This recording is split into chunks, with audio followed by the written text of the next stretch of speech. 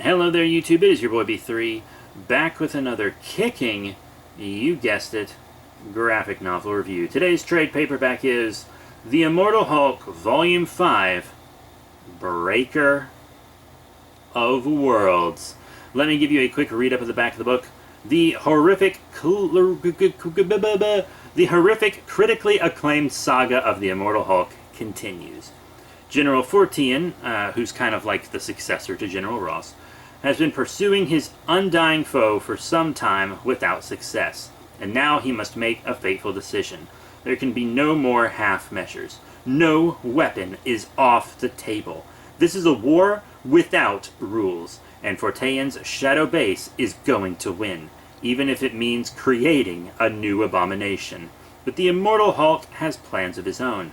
And now he also has allies. Newly resurrected Rick Jones remembers everything, and you wouldn't like him when he's angry.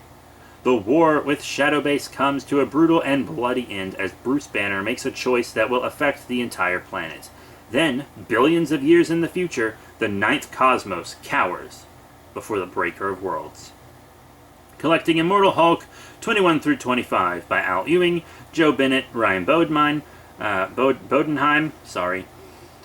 German Garcia, Ruby Jose, they're tiny, and I'm not used to these names. I very much apologize if I mispronounce anyone's name. That is all on me.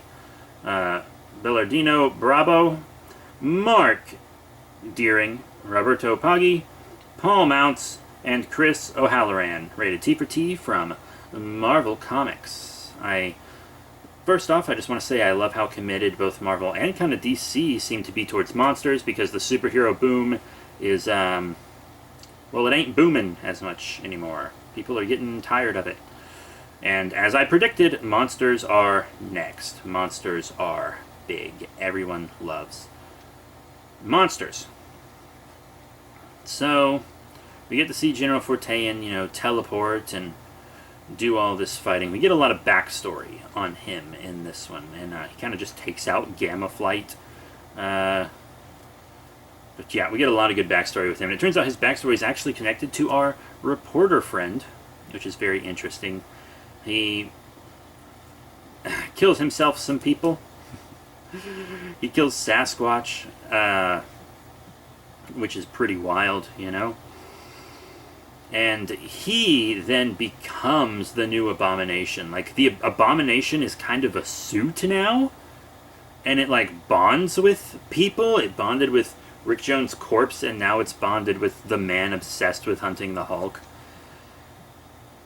It was pretty cool, but they kind of ran into a problem because, Sasquatch isn't coming back to life like Gamma Mutates have been in the past, and also Betty refuses to talk to Bruce unless she's in her harpy form because she's mad at him, and for good reason, to be completely honest. But she'll talk to Joe as Betty. She'll talk to Joe, and she's kind of calling Harpy her true self, and Betty is the alternate form, which is a little oof. Rick Jones, comes back to life, has got his gamma stuff coursing through him, and they all teleport down to fight Shadowbase, and it doesn't quite work out for them, but it doesn't quite work out for Shadowbase either. There's quite a lot of fighting. Gamma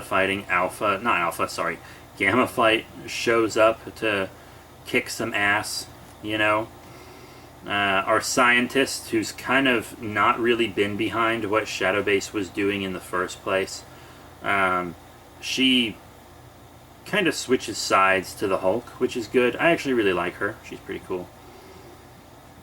And we get a little backstory on Galactus, because remember, Galactus, last surviving being of his universe, was given great power because of that, which will be relevant.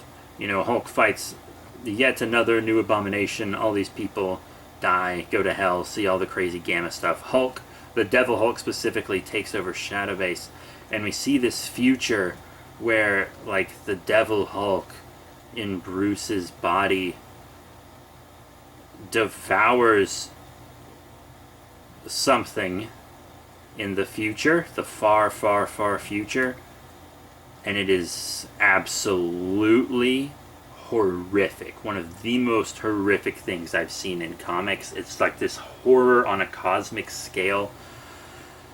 You gotta check this book out. I'm serious. And then we have this kind of beautiful other cosmic flash forward in the next issue, which is like these beings that operate in a completely different way than humans are, kind of preparing and trying to stop this gigantic Galactus-sized, actually far larger than Galactus, Hulk. This giant cosmic Hulk that can swat planets out of his way from just destroying their world. He just travels across the cosmos and destroys all of existence in the future. This horrible, horrific, cosmic body horror monster. It's insane. We get the return of the leader at the end of that, and and I'm a big leader fan, actually, so I'm very happy to see that. But that's it for Volume 5. I know I didn't go into heavy specifics, but that's because y'all just have to get through this yourself. You have to read The Immortal Hulk, and Volume 5 is one of my all-time favorites. It is incredible. So definitely check out The Immortal Hulk Volume 5. The art is great. It shows a lot of emotion. The writing is truly horrific, and it really makes you think about stuff. It's an incredible book. And I need more. I need more. So, yeah, that's it. Next time I think I'm just going to go ahead and jump into Volume 6. But until then, have a good one.